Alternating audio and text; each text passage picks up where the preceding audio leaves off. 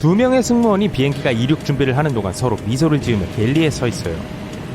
보통 승객들을 자리로 안내하느라 정신없는 시간이어야 하는데 지금은 재미있는 시간이에요. 이번 비행은 유령 비행이거든요. 승객이 없어요.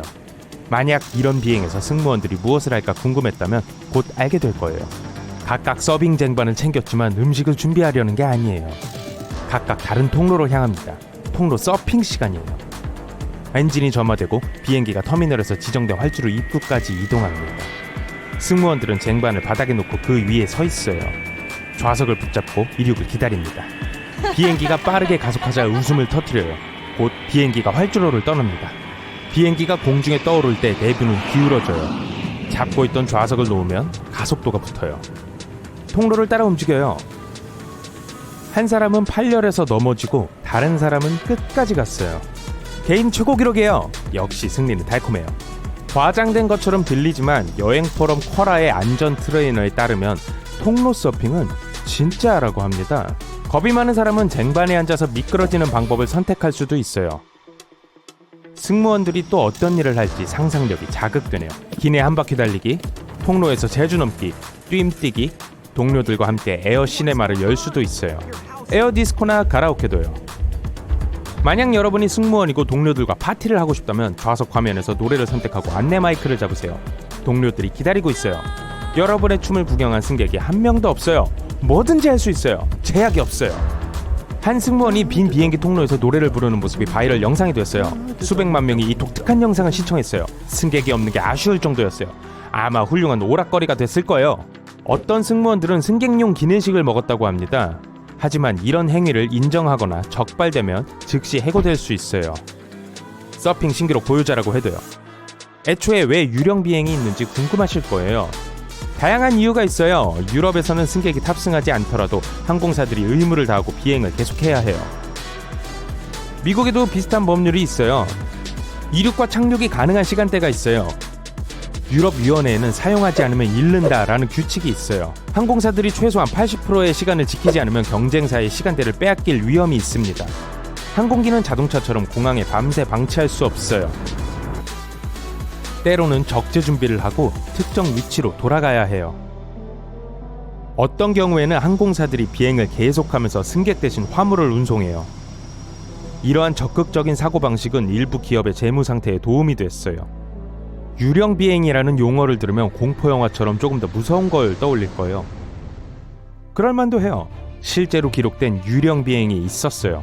1943년 나폴리 공습 이후 전투 임무를 수행하던 비행기가 사라졌어요. 리비아에서 비행기 잔해가 발견되었는데 15년이 지난 후였어요. 승무원 중 아무도 발견되지 않았어요. 그 다음 해 그곳으로 향한 두 번째 탐험대는 마실 수 있을 만큼 신선한 물, 여전히 향이 남아있는 커피, 그리고 정상적으로 작동하는 라디오와 기관총을 발견했어요. 대중은 매료되었어요. 유령 비행 미스터리였어요. 대부분의 승무원에게 빈 비행기에 탑승한 일반적인 경험은 특별히 무섭지도 않고 통로 서퍼들만큼 재미있지도 않습니다. 그러기엔 너무 바쁘거든요. 일반적으로 비행기가 착륙하면 승객들은 기내를 어지른 채 떠날 거예요. 모든 사람이 다 깔끔한 건 아니에요. 이때 청소부들이 서둘러 기내에 탑승해서 바닥을 진공청소기로 밀고 쓰레기를 줍고 모든 표면을 닦아서 다음 승객들이 최상의 깨끗한 기내 환경을 즐길 수 있게 합니다. 청소부들은 빨리 일을 해야 해요. 시간 제한이 있어요. 비행기는 80분 이내에 다시 이륙할 준비가 돼야 하며 때로는 항공 기종에 따라 훨씬 짧기도 해요. 이때를 회송 시간이라고 해요. 비행기가 활주로에 더 오래 머물수록 항공사는 더 적은 돈을 벌어요. 그래서 가능한 한 회송 시간을 줄이고자 합니다. 결국 시간이 돈이니까요. 비행기 청소가 이루어지는 동안 지상 요원들이 연료를 주입합니다. 항공기의 크기, 무게 및 필요한 여정의 길이에 따라 수천 리터가 필요해요. 청소부들이 끝날 때까지 기다리지 않고 기내식 담당이 비행기에 탑승해요. 기내식이 갤리에 저장되어야 하기 때문에 서로 종종 동시에 작업을 해야 해요. 기내식은 최소한 임박한 항공편의 승객 수와 일치해야 해요.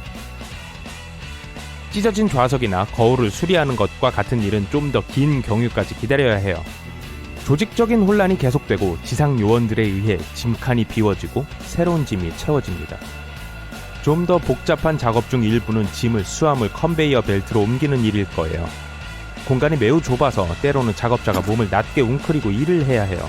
많은 힘과 기술이 필요하고 시간은 많지 않아요. 기내 승무원들도 바빠요. 기내식 담당이 적절한 장소에 다음 비행의 식사와 음료수를 놓았는지 확인해야 해요. 재고를 확인하고 탑승을 시작하는 승객들을 위한 준비를 해요. 얼굴 근육 운동을 해요. 이제 쉬지 않고 미소를 지으며 안녕하세요를 200번 연속으로 반복해야 하니까요.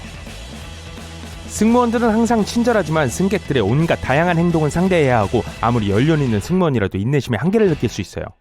수년간 관찰된 17가지 행동 목록을 바탕으로 승무원은 승객들에게 다음과 같은 조언을 할 거예요. 탑승구에 있는 승무원은 모든 승객들에게 인사를 해요. 가끔 200번도 넘게 연속으로요. 답으로 인사를 해주시겠어요? 언제든 도울 준비가 되어 있지만 꼭 필요할 때만 호출 버튼을 눌러주세요. 승무원들은 정해진 시간에 쓰레기를 모으고 장갑을 끼고 왔다 갔다 하는 걸 좋아하지 않아요. 많은 사람들이 싫어하는 것 중 하나는 승객들이 신발을 벗는 거예요. 발냄새가 나지 않는지 꼭 확인하세요. 비상출구 열에 앉거든 짐을 좌석 아래나 앞에 두지 마세요. 예를 들어 승무원들이 비상시 고무 슬라이드를 사용해야 할 경우 방해가 돼요. 휴대폰 전원을 끄는 규칙은 누구나 알고 있지만 그게 왜 중요한지는 잘 몰라요.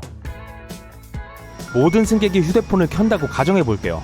그럴 경우 휴대전화의 고주파 전자기장이 비행기의 항법 시스템을 교란시켜 잘못된 표시를 유발할 수 있어요. 조종사가 착륙에 대해 잘못된 결정을 내릴 위험이 있어요. 특히 날씨가 안 좋은 경우에는요. 승무원들은 표시등이 꺼지더라도 비행 내내 안전벨트를 착용할 것을 권합니다. 예기치 않게 심한 난기류가 발생할 수 있고 비행기가 300m 아래로 고도를 낮출 수 있기 때문이에요. 불편하거든 벨트를 느슨하게 하세요. 그러면 최소한 안전할 거예요. 승객들은 비행기를 타면 밀폐된 공간에 들어가게 되고 무의식적으로 더 많은 공간을 차지하기 위한 본능적인 투쟁을 시작하게 돼요. 이것은 일시적인 상태임을 명심하고 음식이 나오는 동안이나 이웃이 자리에 앉을 때 서로 존중하며 좌석 등받이를 똑바로 유지하세요. 승객들은 때때로 승무원과 대화하는 동안 헤드폰을 끼고 있어요.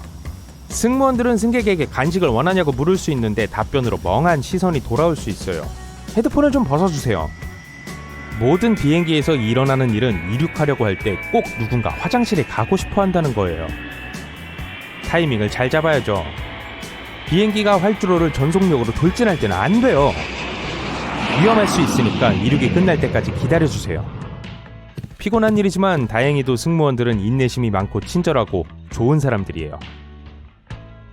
아무리 피곤해도 자신의 일을 해냅니다. 특히 국제선은 비행이 길어서 힘들 수 있어요. 그래서 유령 비행이라는 것을 알게 돼서 잠시 쉬면서 기분 좋게 복도에서 서핑을 한다고 해도 비난할 수는 없겠죠? 여러분이 비행기에 탄 승무원이라면 뭘 하고 싶으세요? 여행을 계획할 때 항공권 값을 절약하고 싶지 않은 사람은 없겠죠? 가장 저렴한 항공권을 구하는 방법에 대한 유용한 팁을 알려드릴게요. 런던과 뉴욕과 같은 일부 도시에는 공항이 2개 이상 있습니다. 따라서 다른 공항을 경유하는 것을 고려해보세요. 이런 공항 중 일부는 도심에서 너무 멀리 떨어져 있기 때문에 그곳에 착륙하는 항공편의 항공권이 더 저렴할 수 있습니다. 제가 직접 시도해봤어요. 화물공항처럼 보이는 곳에 착륙했지만 거기에서 도심으로 가는 버스가 있었어요. 장점은 티켓이 저렴하다는 점이고 단점은 시내까지 가는데 1시간 정도 더 걸렸다는 점입니다. 항공권을 예약하기 가장 좋은 날은 언제일까요? 열띤 논쟁거리죠. 그런데 화요일이 항공권 예약에 더 좋다고 합니다. 특히 오후 1시 30분경에 항공권 요금이 가장 저렴할 수 있어요. 따라서 꿈에 그리던 휴가를 위해 항공권을 구매할 계획이라면 이 특정 날짜와 시간을 노려보세요. 항공편을 비교하고 가장 저렴한 항공편을 찾을 수 있는 훌륭한 웹사이트가 있는데 곧 소개해드릴게요. 하지만 공식 항공사 웹사이트도 무시하지 마세요. 많은 항공사가 자사 페이지를 직접 방문하는 충성도 높은 고객을 위한 비공개 세일을 발표합니다.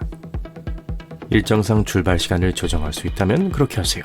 이른 시간대 항공편을 이용하면 일반적으로 항공권 가격이 저렴해집니다. 오전 6시 항공편을 타려면 도시의 대부분의 사람들이 아직 편안한 잠자리를 즐기고 있을 때 일어나야 합니다. 모든 대중교통이 24시간 운행되는 것이 아니기 때문에 이른 시간에는 공항까지 가는 방법에 문제가 생길 수 있죠. 또 다른 문제는 고양이가 실수로 알람을 끈 겁니다. 그렇기 때문에 이런 항공편은 일반적으로 더 저렴합니다. 심야 항공편에도 같은 원칙이 적용됩니다. 사람들은 일반적으로 자정 이후에 비행기를 타는 것을 원하지 않기 때문에 가격이 떨어집니다. 좋은 점은 목적지에 도착하면 돌아다니는 시간이 더 많아질 거예요. 환승 항공편을 이용하는 것도 또 다른 방법입니다. 특히 장거리 항공편에서 상당히 저렴한 옵션이죠. 이 방법에는 단점이 있어요. 지연 때문에 계획이 변경될 수 있습니다. 환승 항공편을 놓칠 수도 있어요. 환승 항공편의 경우 또 다른 방법은 같은 국가에서 출발하는 항공편을 검색하는 것입니다. 관광지, 대도시 및 수도는 일반적으로 더 비쌉니다. 더 작은 도시로 이동한 다음 목적지로 출발하세요. 많은 사람이 쿠키를 좋아하지만 브라우저의 쿠키를 좋아하진 않을 겁니다. 항공편 검색 과정에서 시크릿 모드를 유지하면 더 저렴한 항공편을 찾는 데 도움이 됩니다. 어떻게요? 항공권 가격은 수요에 따라 달라지므로 항공사는 얼마나 많은 사람이 어떤 항공권을 검색하는지에 대한 데이터를 사용합니다. 런던의 항공권을 검색하고 정기적으로 항공사 웹사이트를 확인하여 저렴한 항공권을 찾는다고 가정해 봅시다. 데이터는 사용자가 특정 날짜와 위치에 관심을 보였다는 것을 나타냅니다. 그래서 같은 항공편이 갑자기 더 비싸진 것을 알 수 있어요. 항공사는 사용자가 해당 항공편을 구매할 가능성이 높다는 것을 알고 있습니다. 브라우저를 새로 고쳐도 이런 일이 발생할 수 있습니다. 이 상황에서 벗어나려면 익명 모드를 유지하거나 쿠키를 지우세요. 항공사 웹사이트를 직접 방문하라고 추천했던 것을 기억하시나요? 가격 인하에 대한 알림을 신청할 수도 있습니다. 알림이 유용하지만 귀찮다고 생각한다면 소셜미디어에서 항공사를 팔로우할 수 있습니다. 많은 항공사들이 소셜미디어 계정을 효과적으로 활용하고 있으며 때때로 고객에게 막판 할인 혜택을 제공하기도 합니다. 단체로 여행하는 경우와 같이 전화로 항공권을 예약하는 것이 편리한 경우도 있습니다. 하지만 일부 항공사는 전화로 예약을 완료하는 경우 추가 수수료를 부과한다는 점에 유의하세요. 많게는 $50까지 추가될 수 있습니다. 그 돈으로 휴가에 더 유용하게 쓸 수 있을 거예요. 전화로 예약을 완료해야 하는 경우 추가 수수료가 부과되는지 담당자에게 물어보세요. 항공권을 검색하는 동안 다른 위치에 있는 것처럼 가정할 수 있습니다. 가장 좋은 방법은 방문하려는 국가 또는 항공사의 모국으로 위치를 변경하는 것입니다. 일본에 간다고 가정해 봅시다. 항공사 웹사이트에서 예약하고 VPN을 통해 위치를 변경하면 더 저렴한 가격으로 항공권을 구매할 수 있습니다. 항공권 비교 사이트를 알려드리겠다고 했죠?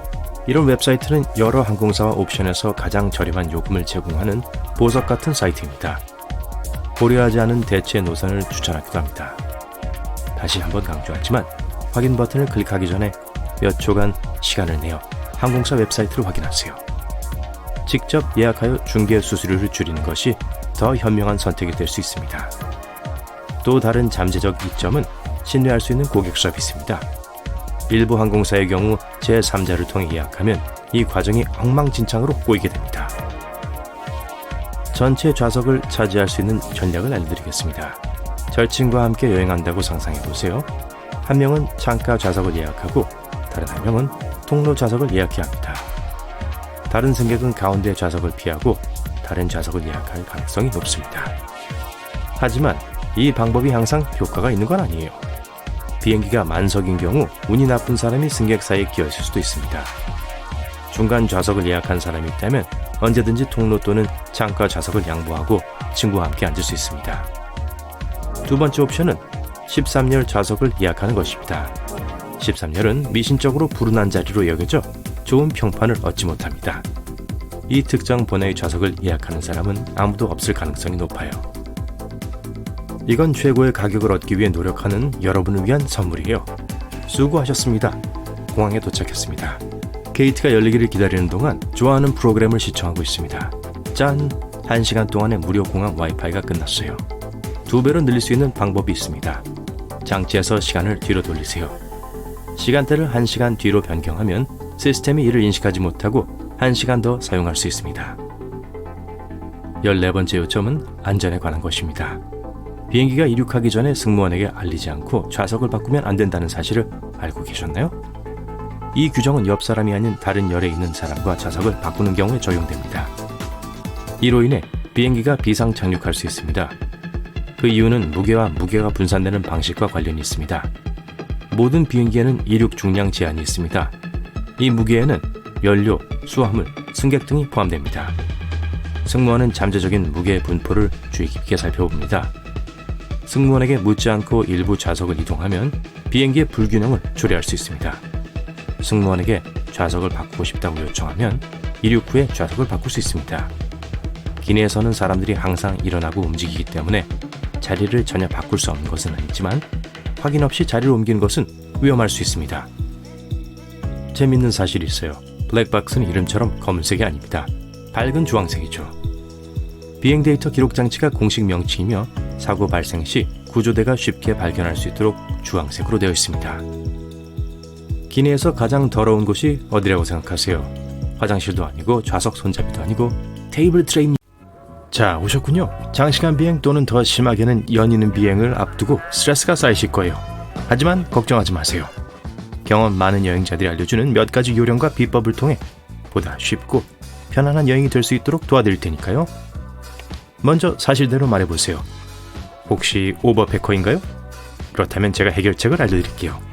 사용 가능한 모든 공간을 활용하세요. 예를 들어 양말이나 수영복 같은 작은 물건은 신발 안에 넣는 것이 좋아요. 스카프와 벨트는 핸드백에 넣으세요. 배낭을 가지고 여행할 경우 가장 무거운 물건은 맨 아래에 넣으세요. 또한 모든 옷을 돌돌 말아서 넣으세요. 이렇게 하면 공간을 덜 차지하고 구김이 덜 생겨요. 여행을 떠날 땐 무거운 지갑은 집에 두고 가세요. 대신 여권이나 현금과 같은 필수품은 작은 용기나 세면도구 가방에 넣으세요. 민트통을 사용해 신용카드와 현금을 보관할 수도 있어요. 모든 것을 안에 넣은 다음 종이로 덮고 민트를 깡통에 채우세요. 짜잔! 완벽한 은신처가 준비됐습니다. 큰 로션이나 보습 제병은 집에 두고 오세요. 콘택트 렌즈 케이스를 구해 칸칸이 필요한 제품을 채워 넣으세요. 기내 공기가 매우 건조하기 때문에 비행 중에 유용하게 사용하실 수 있어요. 작은 여행용 용기는 여행 중에 필요한 것 같은 모든 제품을 담을 수 있어요. 하지만 액체가 쏟아질까 걱정된다면 용기 상단에 비닐랩을 씌운 다음 뚜껑을 덮어주세요. 비타민이나 기타 알약이 있다면 인터넷에서 이와 같은 여행용 알약 정리함을 구입할 수 있어요. 크기가 다른 여러 개의 수납 공간이 있고 각 수납 공간에는 13개에서 21개의 알약이나 캡슐을 담을 수 있어요. 또한 밀봉 링이 있어 알약을 먼지와 습기로부터 안전하게 보관할 수 있죠. 이제 공항에 미리 도착해 면세구역을 돌아다니기로 결정했어요. 아무것도 살 계획이 없었는데도 어쩔 수 없이 몇 가지 제품을 주머니에 넣게 되죠. 자책하지 마세요. 여러분의 잘못이 아니니까요.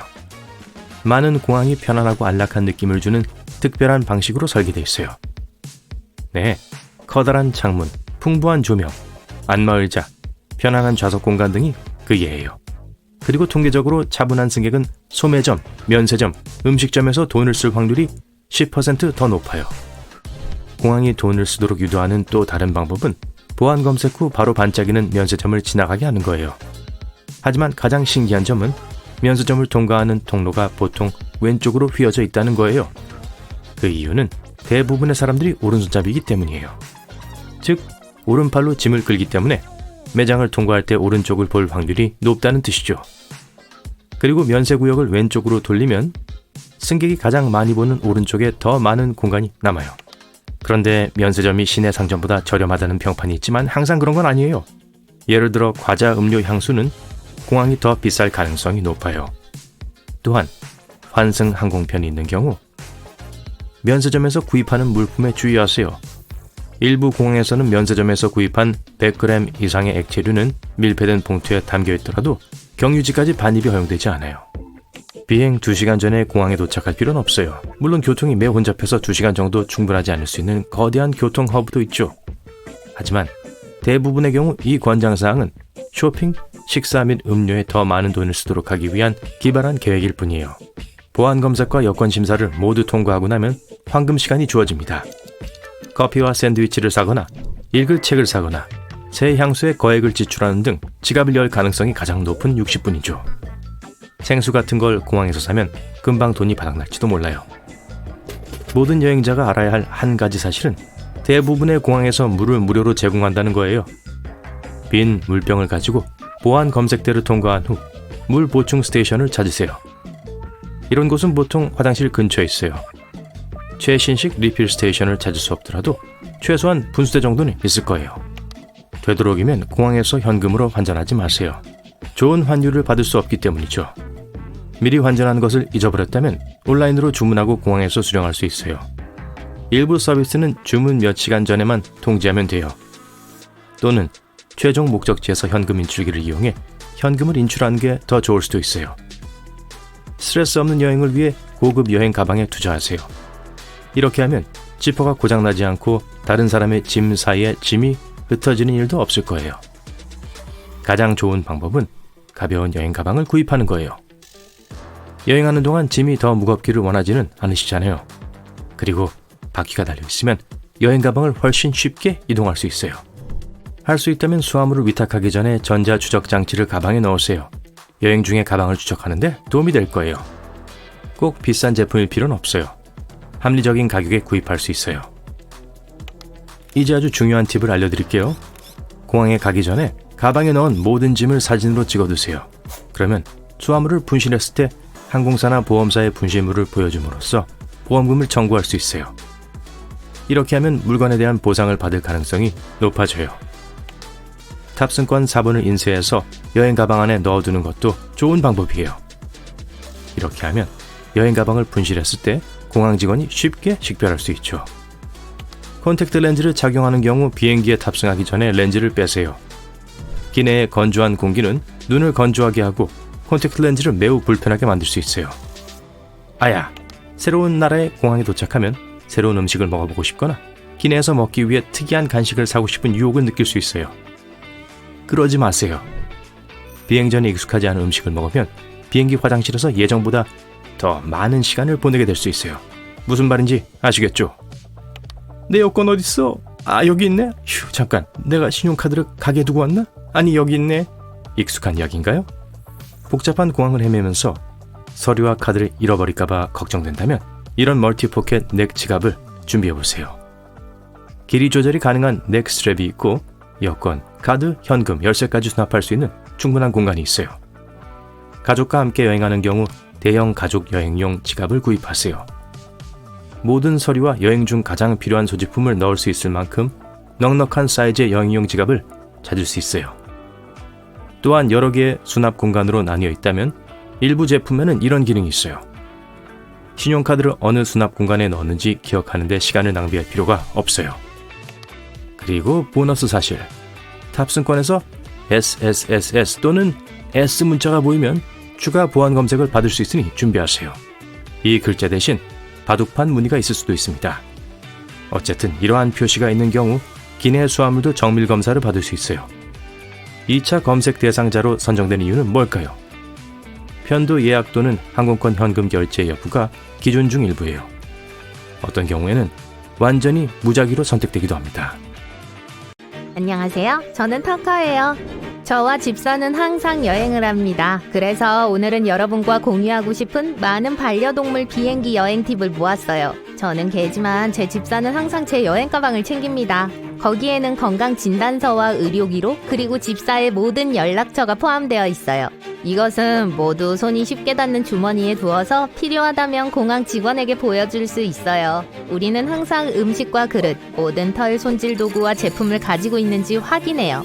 브러쉬, 반려동물용 물티슈, 목줄, 화장실을 사용해야 할 때를 위한 봉투 등이 포함되어 있어요. 등산 중에 목줄을 잃어버린 적이 있어서 항상 제 이름표가 달린 여분의 목줄을 잊지 않습니다.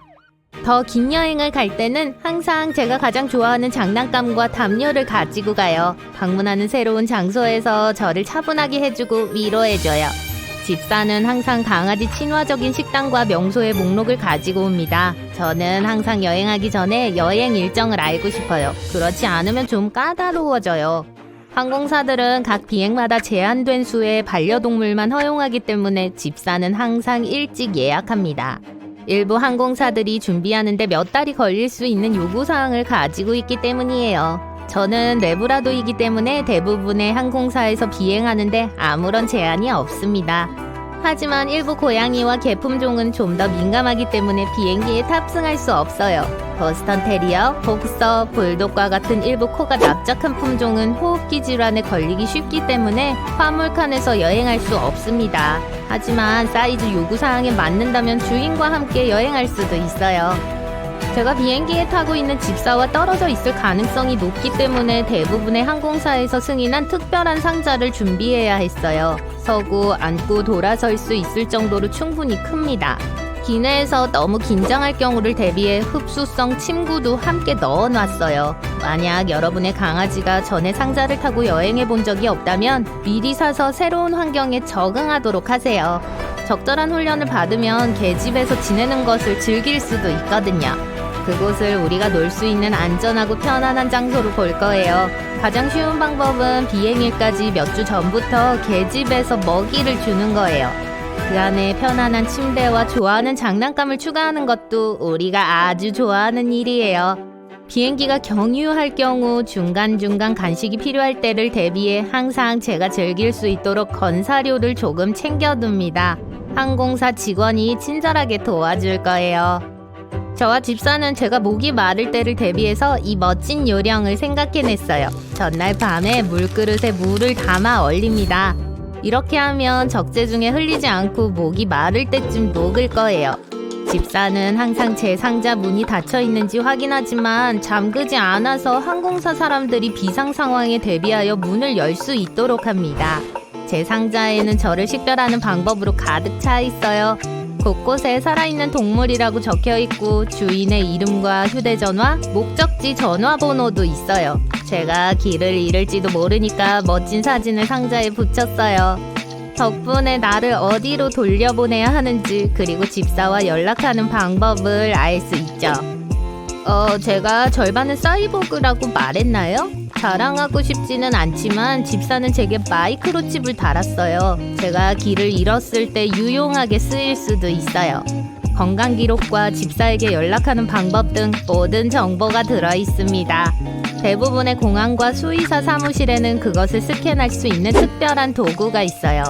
이 팁은 정말 마음에 안 들어요. 하지만 이해해요. 이건 우리의 안전을 위한 거예요. 반려동물의 상자에 많은 장난감을 채우면 안 됩니다. 상자가 너무 가득 차면 움직이고 위치를 바꾸기가 힘들어요. 고양이나 개와 함께 비행하면 우선 탑승 자격을 얻을 수도 있습니다. 그것이 가능한지 미리 물어보세요. 비행기를 타기 전에 반려동물과 자리를 잡는 것은 시간이 좀 걸릴 수 있고 그 여분의 시간은 우리 모두를 침착하게 하는 데 도움이 될 수 있습니다. 제 집사는 또한 지상과 공중에서 만나는 모든 항공사 직원들에게 저와 함께 여행하고 있다고 확실히 알려줍니다. 이렇게 하면 그들은 제가 특별한 관심이 필요한지 알게 될 거예요. 한 번은 비행기가 연착된 적이 있어요. 그래서 제 집사는 가능할 때마다 항공사 직원들이 저를 확인하도록 했어요. 이것도 정말 싫지만 비행 전에 반려동물에게 먹이를 조금 적게 주는 것이 가장 좋아요. 우리도 비행 중에 멀미를 하기 때문에 속을 잠시 비워두는 것이 도움이 될 수 있어요. 여행을 시작하기 전에 일반적으로 우리에게 먹일 마지막 식사를 건너뛰세요. 비행기를 타기 전에 화장실에 가는 게 좋은 생각이라는 거 아시죠? 우리도 마찬가지니까 공항에 있는 반려동물 구역을 찾아보세요. 대부분 있을 거예요. 일반적으로 9kg 미만의 작은 개들은 승객들과 함께 여행할 수 있을지도 몰라요. 얌전하고 제대로 털이 손질되었을 때만 가능해요. 만약 동물이 규정을 준수하지 않는다면 대부분의 항공사들은 언제든지 반려동물 탑승을 거부할 수 있다는 걸 항상 기억하세요. 또한 기내에 반입하는 개 캐리어는 휴대용 짐으로 간주될 가능성이 높다는 걸 명심하세요. 비행 내내 반려동물은 앞 좌석 아래에 안전하게 놓여야 합니다. 화장실에 가거나 안아주기 위한 휴식은 없어요. 개들은 항상 상자 안에 있어야 해요. 모든 사람들이 반려동물을 좋아하는 것은 아니고 어떤 사람들은 알레르기가 있을 수도 있기 때문에 가능한 한 정해진 곳에 두는 게 최선입니다. 우리가 긴장하면 진정시키기 위해 말을 걸어주세요. 우리는 항상 주인의 목소리를 듣는 것을 좋아해요. 우리는 특히 새로운 장소에서 주인들과 오랫동안 떨어져 있는 것을 정말 싫어합니다. 그러니까 가능하다면 직항편을 예약해 두세요. 경유지가 적다는 건 우리에게도 스트레스가 적다는 걸 의미해요. 평일 비행기를 선택하세요. 공항은 평일에 소음이 훨씬 적은 편이에요. 만약 함께 선실에 탈 수 없고 화물칸에서 여행해야 한다면 극도로 덥거나 추운 기온을 피하기 위해 여름에는 아침이나 저녁, 겨울에는 한낮에 비행하는 것이 가장 좋습니다. 네, 저는 지금 비행기에 있어요. 물, 장난감, 간식과 함께 개집에 안전하게 있어요. 하지만 여기가 정확히 어디죠? 저와 집사도 그것을 찾아봤어요. 앞쪽 화물 적재실에 있어요. 인간 승객들이 앉아있는 선실 아래에 위치해 있어요. 우리가 비행기의 특정 지역에 타고 여행하는 이유는 온도와 압력이 조절되기 때문입니다. 또한 잠재적인 위험 때문에 일반 수화물과 함께 여행하지 않아요. 이 모든 것이 얼마가 들지 궁금하다면 짧은 대답은 동물에 따라 다르다는 거예요. 가격은 교통수단, 항공사, 동물의 품종에 따라 다릅니다. 선실 안에서 여행하는 동물은 편도 8만 원에서 13만 원 사이의 비용을 지불할 걸로 예상돼요. 화물에 실리는 동물은 약 20만 원 정도가 필요해요. 하지만 매우 큰 개들은 많은 공간을 차지하기 때문에 200만 원까지 들 수도 있습니다. 목적지에 도착하면 항공사에 지정된 화물 위치로 바로 가세요. 비행기를 타는데 비가 쏟아지네요. 차 안이었다면 여러분은 시동을 걸고 나서 앞유리 와이퍼를 작동시키고 헤드라이트를 켰겠죠. 조종사들도 이 모든 걸 할까요? 비행기에 대해서 궁금한 점들이 많죠? 이제 해답을 찾아가 봅시다. 비행기에도 와이퍼가 있나요? 네, 상용 비행기에는 있습니다. 하지만 지상 주행 중일 때나 이륙하거나 착륙할 때만 사용돼요. 일단 비행기가 순항 고도에 도달하면 조종사들은 이것들을 끕니다. 비행기의 속도는 비로부터 앞유리를 깨끗하게 할 만큼 빠릅니다. 단발 엔진 비행기에서는 와이퍼가 없을 수 있어요. 왜냐하면 프로펠러 기류가 물을 가까이 오지 못하게 할 정도로 강하게 불기 때문이죠. 비행기가 비행 중에 엔진을 잃게 되면 어떻게 되나요? 실제로 저기 내 엔진 본 사람 방금 전까지 여기 있었는데 하는 경우가 있어요. 농담입니다. 실제로 비행기는 별일 없이 계속 날아가요. 바다 위를 비행하거나 장거리를 뛰는 비행기가 얼마나 오랫동안 그렇게 날 수 있는지를 명시하는 증명서가 있습니다. 예를 들어 보잉 787은 두 번째 엔진 없이 5시간 이상 날 수 있어요. 조종사들이 안전한 착륙을 계획하기에 충분한 시간이죠. 비행기 안은 왜 그렇게 추운가요? 기내 온도는 평균 23도로 대부분의 사무실 건물과 거의 비슷합니다. 하지만 여러분이 몸을 많이 움직이지 않고 몸을 따뜻하게 해주는 열을 적게 생산하기 때문에 너무 춥다고 느끼는 거예요. 승무원들은 뜨거운 공기가 비행 중에 일부 승객들을 기절하게 할 수 있기 때문에 히터를 틀지 않습니다. 비행기에도 경적이 있나요? 네, 또 어떤 것은 전체가 트럼펫 섹션이기도 해요. 사실 네, 경적이 있습니다. 하지만 조종사들이 이걸 새들을 겁주거나 공중에서 다른 항공기에 관심을 끌기 위해 사용하진 않아요. 이봐요! 좀 비켜요! 여러분은 이 고음의 차임벨 소리를 비행기가 땅에서 움직이지 않을 때에만 들을 수 있습니다. 예를 들어 기관사가 조종실에서 뭔가를 확인하고 지상 승무원의 주의를 끌려고 할 때처럼 말이죠. 비행기는 왜 하늘에 하얀 흔적을 남기나요? 엔진이 연료를 태울 때 이런 현상이 생겨납니다. 비행기는 대기와 섞이는 물과 이산화탄소를 배출하죠. 그리고 높은 고도의 공기는 차갑고 배기가스는 뜨겁기 때문에 물이 응축되어 얼면서 그런 하얀 꼬리가 만들어지는 거예요. 비행기에도 브레이크가 있나요? 네, 탄소강 재질로 만들어진 다중 디스크 브레이크가 있어요. 차 안에 있는 것과 비슷하죠. 하지만 비행기가 땅에 닿을 때 멈추게 하는데 이것들만으로는 충분하지가 않습니다. 브레이크 시스템에는 날개 밖으로 미끄러져 나와 기류를 방해하는 다른 면들도 포함되어 있죠. 비행 중에 비행기 문이 열릴 수 있나요? 객실 압력은 그런 일이 일어나지 않도록 하는 힘입니다. 만약 누군가가 열려고 한다면 11,000kg 이상의 압력, 즉 선박용 다체 무게 정도를 이겨내야 해요. 게다가 항공기 구조물 내부 깊숙한 곳에 문을 제자리에 고정시키는 잠금 볼트도 있습니다. 비행기에 벼락이 내린다면 어떤 일이 일어나나요? 통계에 따르면 이런 일이 모든 상용 비행기에 1년에 한 번 정도 일어난다고 합니다. 하지만 항공기의 금속 부품과 필해 설비는 전기가 증가하는 것을 방지해주죠. 그래서 대부분의 경우 표면에 그을린 흔적만 남습니다. 왜 항상 좌석과 창문은 줄이 맞지 않나요? 좋은 질문이에요. 모든 상용 비행기는 좌석과 창문이 완벽하게 정렬되게 설계되었습니다. 하지만 항공사가 제트기를 구입할 때 종종 여분의 좌석을 추가하는 걸 선택하죠. 좌석이 더 많으면 더 많은 승객들에게 더 많은 표를 팔 수 있으니까요. 그 덕에 여러분의 시야가 더 좁아지고 다리 공간도 더 줄어들게 되지만요. 이제 어떻게 된 일인지 아시겠죠? 승무원들은 왜 머리 위 칸에 손을 대나요? 덮개가 잘 닫혀 있는지 확인하는 거라고 생각하는 분들도 계실 거예요. 하지만 아닙니다. 승무원들은 통로를 따라 좀 더 안정적으로 걷기 위해 머리 위칸 바닥에 숨어있는 난간을 사용해요. 엔진에 있는 저 하얀 나선형의 표시들은 어디에 쓰이나요? 지상 근무자들은 청력 보호 장치를 착용하기 때문에 귀로는 비행기에 접근하는 것이 안전한지 결정할 수가 없습니다.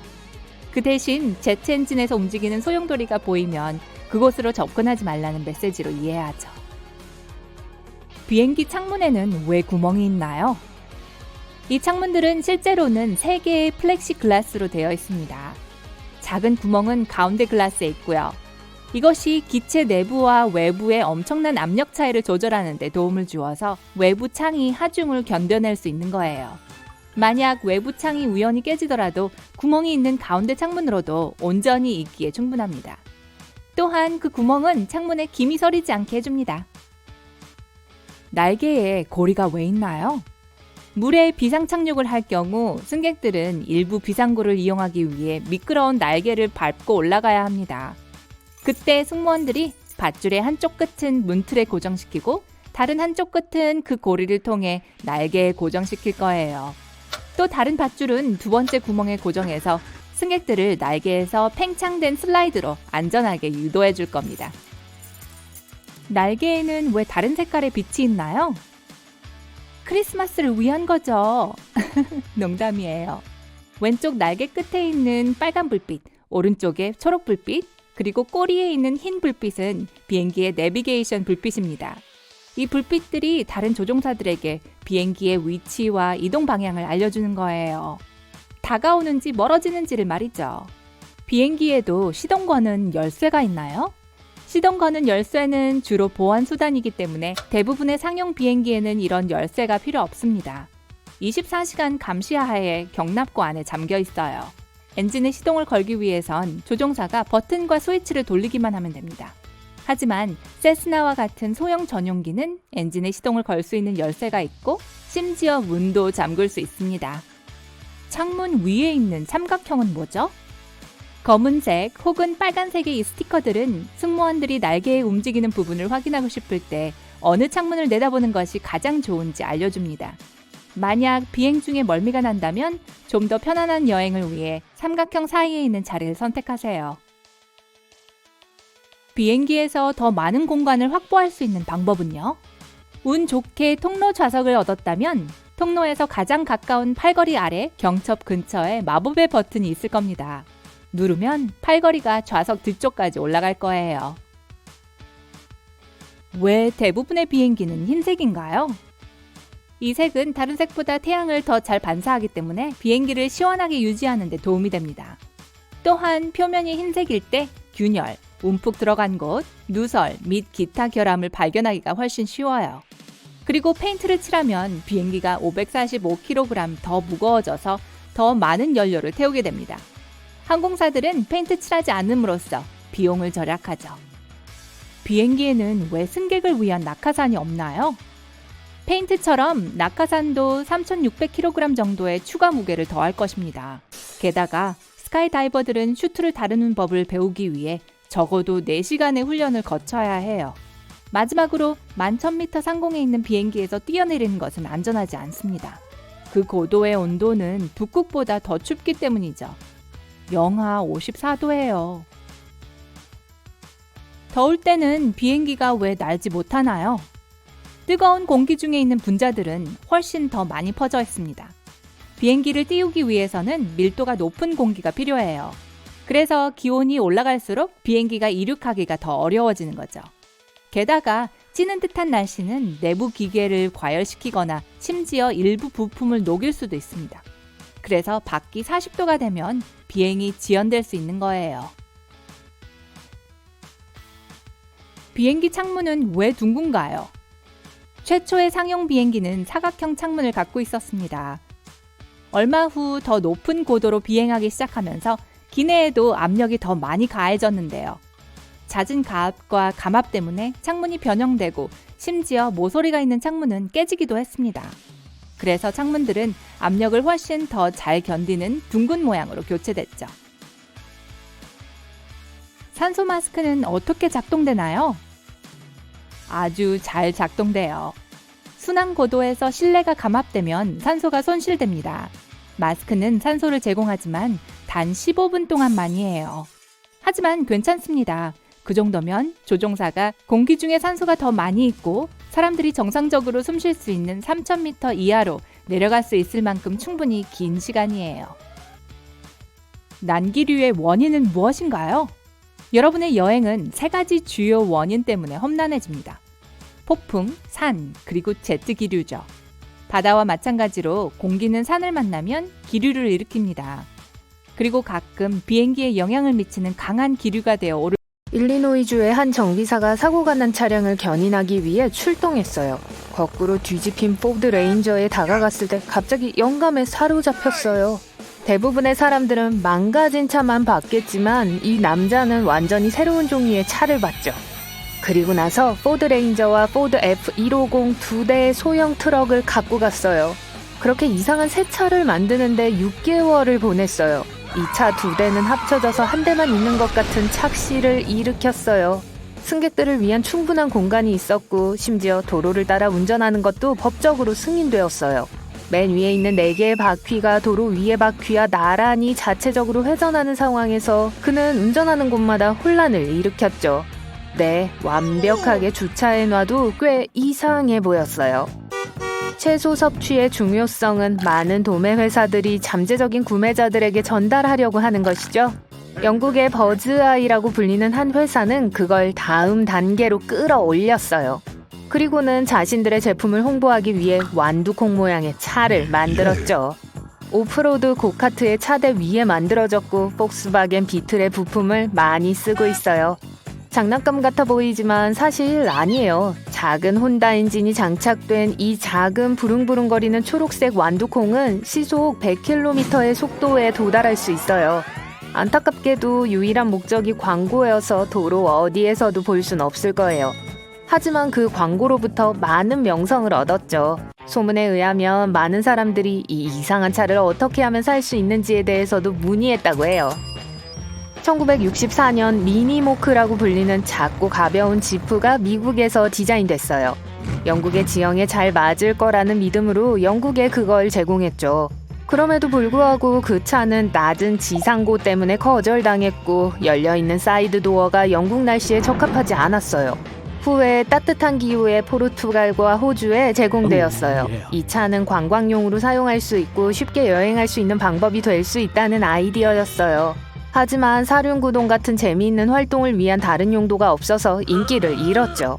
그럼에도 전기 엔진의 도움으로 재기하고 있어요. 뭐 놀랄 것도 아니에요. 이제 간격이 더 높아졌고 좌석이 더 편안해졌고 가격도 상당히 저렴하거든요. 차 가격은 약 2,800만 원이에요.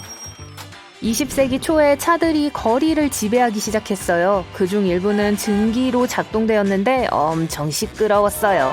심지어 전기 자동차도 있었지만 도시 밖에서는 전기를 쓸 수 없었기 때문에 인기를 얻는 데는 실패했어요. 하지만 또 다른 이상한 디자인이 있었어요. 1920년대 초 레얏 헬리카가 발명되었어요. 날개 없는 비행기라고도 불렸죠. 이 차는 운전자가 앞쪽에 앉고 승객 한 명은 뒤에 앉아요. 레얏 헬리카의 공기역학적 본체는 비행기와 유사하게 구성되어 있어요. 차를 앞으로 밀 수 있게 앞쪽에 큰 프로펠러가 달려 있었고 주로 합판으로 만들어졌어요. 디자이너는 정상적으로 추가된 자동차 부품의 모든 무게가 불필요한 무게를 더하고 있다고 믿었어요. 그 당시의 강철은 다른 용도로 엄청나게 중요했고 가벼운 프레임이 그의 해결책이었죠. 무게가 약 250kg인 이 차량은 시속 171km까지 달릴 수 있어요. 엄청 환상적으로 들리겠지만 심각한 단점이 있었어요. 차가 엄청나게 시끄러워서 사람들은 귀를 보호하기 위해 실제 비행기 안에 있는 것과 비슷한 헤드기어를 써야 했어요. 도로 여행을 위한 최선의 선택은 아니지만 놀랍게도 30대가 팔렸어요. 1940년대 연료의 부족으로 발명가들은 대체 운송 형태를 찾으려고 했었어요. 전기차는 지난 30년 동안 도면에 남겨졌다가 다시 고려되었죠. 그래서 새로운 전기자동차 로에프 일렉트리크가 1938년에 디자인되었다가 1942년에 만들어졌습니다. 세 바퀴 달걀 모양의 차량으로 승객 한 명만 태울 수 있는 공간이 있었어요. 이 바퀴 달린 달걀은 배터리팩으로 구동되었어요. 완전 충전 한 번이면 이 작은 달걀이 101km까지 이동하는 데 충분했었죠. 최고 시속 70km로 도로를 달릴 수 있었어요. 이 작은 차는 아주 가볍기도 해서 겨우 350kg이었어요. 제게 그런 차가 지금 있었으면 좋겠네요. 아무 주차장이나 비집고 들어가게요. 보너스로 이 차는 시야가 270도로 사각지대가 없었어요. 하지만 안타깝게도 인기를 끌지 못했고 단 하나만이 만들어졌습니다. 독일의 공학은 자동차와 함께 항상 높은 수준에 있었어요. 그리고 암피카라는 한 모델은 이들을 다른 차원으로 이끌었어요. 물속에서 운전할 수 있고 배 기능을 할 수 있는 자동차였어요. 도로에서는 수수한 속도로 주행하는 동안 바퀴는 정상보다 약간 낮았지만 일단 물에 들어가면 앞바퀴가 방향타로 작동되었어요. 최대 7노트의 속도로 항해할 수 있었죠. 디자이너들은 그게 최고의 배나 자동차가 아니라는 걸 알고 있었어요. 그래서 그걸 도로에서 운전하는 최고의 배, 그리고 물 위에서 항해하기에 가장 좋은 자동차라고 광고했죠. 사실 항해할 수 있는 선박으로는 꽤 괜찮은 편이었어요. 많은 사람들이 몇 시간 동안 부두에 대고 있어도 누수가 없었다는 것에 놀랐어요. 이 차는 인기를 얻었고 1960년대에 거의 4,000대가 팔렸어요. 심지어 자동차 산업에 몇몇 더 많은 모델의 보트카에 영감을 주었죠. 리무진을 빌려보고 싶었던 적 있으신가요? 리무진이 비행기와 합쳐지면 어떨까요? 한 남자가 727 비행기에 대한 사랑과 도로에서 운전할 수 있는 능력을 합치고 싶어 했어요. 우선 그는 비행기를 찾았어요. 그리고 나서 몸체에서 날개와 꼬리를 제거하고 비행기의 몸을 메르세데스 벤츠 버스에 붙였어요. 그러니까 비행기를 가장한 일반 버스죠. 16m로 뻗은 이것은 세계에서 가장 큰 리무진이 되었어요. 40명이 탈 수 있는 충분한 공간이 있지만 여전히 시속 200km로 달릴 수 있어요. 조종석은 대부분 보존되어 있지만 당연한 이유로 운전하기 위해 핸들은 교체됐어요. 원래의 접이식 계단은 여전히 작동하면서 보잉 리무진에 탑승하는 승객들을 환영해줘요. 놀랍게도 이것은 도로에서 운전하는 걸로 등록되어 있고 여러분은 이 1톤짜리 리무진을 빌릴 수도 있어요. 20세기 초에 자동차 엔진은 훨씬 더 효율적이게 됐어요. 그리고 저렴한 휘발유의 이용 가능성으로 자동차가 제대로 발전하기 시작했죠. 1927년 자동차 디자이너들은 뭔가 정말 고급스러운 걸 발명했어요. 부가티 로얄을 소개합니다. 지금까지 만들어진 자동차 중 가장 고급스러워요. 길이 6.4m, 무게 3,000kg으로 오늘날 생산된 세단의 평균 무게의 거의 2배예요. 하지만 이게 만들어졌을 당시 전 세계의 경제는 큰 쇠퇴를 겪었어요. 안타깝게도 이 호화로운 차는 성공하지 못했고 심지어 유럽의 왕족들도 그런 사치스러운 구매에 관심이 없었어요. 25대를 만들 계획이었지만 관심이 사라지면서 3개만 팔렸어요. 결국 7개만 만들어진 채로 생산 라인은 중단됐어요. 엔진 설계는 프랑스 항공기 엔진에 기반을 두었고 지금까지 만들어진 것 중 가장 커요. 하지만 부가티 로얄의 실패에 이어 나머지 엔진들은 프랑스 철도 시스템을 위해 새로 건설된 고속철도 차량에 재사용됐어요. 1930년에 발명가인 존 아키발드 퍼브스는 미래의 고속 차량이 될 것이라고 믿는 뭔가를 만들었어요. 그는 레오나르도 다빈치가 만든 디자인에서 영감을 얻었죠. 존은 이 똑똑한 사람이 뭔가를 이뤄내려고 했다고 느꼈어요. 그리고 나서 전기로 달리는 외바퀴 차량인 다이너스피어를 만들었어요. 이 3m 높이의 외바퀴는 격자철로 만들어졌고 가죽으로 덮여 있었고 무게는 약 450kg이었습니다. 운전석과 모터는 휠에 연결되어 장착되었어요. 처음에는 운전자가 어느 한쪽으로 기댈 때만 방향 조종이 가능했지만 나중에는 운전자가 쉽게 조작할 수 있도록 핸들을 구현해냈어요. 시속 50km까지 도달할 수 있었죠. 해변에서 할 수 있는 재미있는 활동으로 관심을 좀 받았어요. 아, 그리고 8석으로 수정된 버전도 제작됐어요.